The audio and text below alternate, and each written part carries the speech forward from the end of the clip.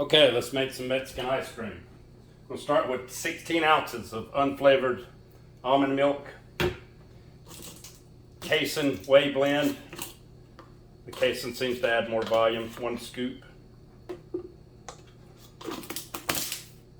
Quarter cup of allulose.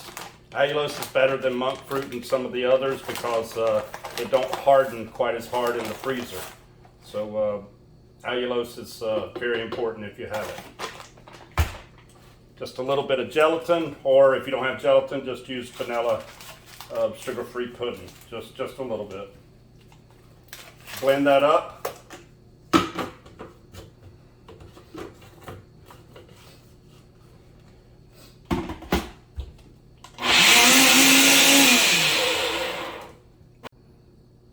Pour into an ice cream freezer.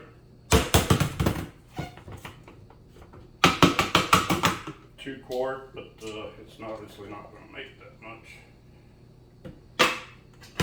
Put your machine on and let it do its work. Okay, when the ice cream hardens, we're going to take some parchment paper, stick it on a cookie sheet, take an ice cream scooper.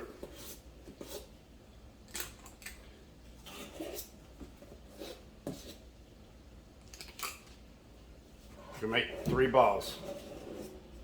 You may have enough to get 4 if you're lucky, but mine usually comes out to about 3.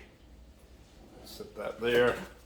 Yeah, the rest of it you're gonna get 3. I'm gonna take monk fruit and cinnamon. I put it in a little shaker thing and mix it together and sprinkle over the balls. You can go ahead and be as liberal as you want. Sprinkle all 3 balls of ice cream. And we can just get it good and coated. This will go in the freezer till they're solid, maybe 15 minutes or so.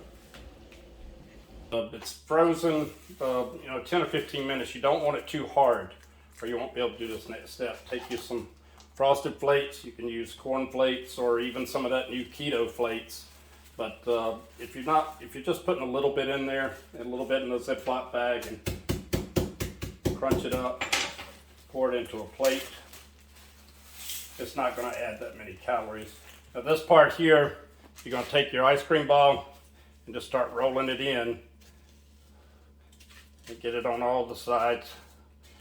Some of it you might have to put a little bit on there to where it sticks good, and you can get the sides.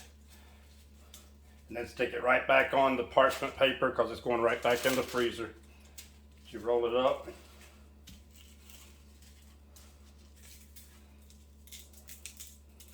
Just like that.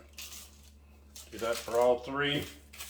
And it don't take that much. If you grind it up really well, that's the only part that's really going to add calories to this recipe. But it's not a step that you want to admit because that's the part that tastes really, really good. So you crunch that on there, set that like that.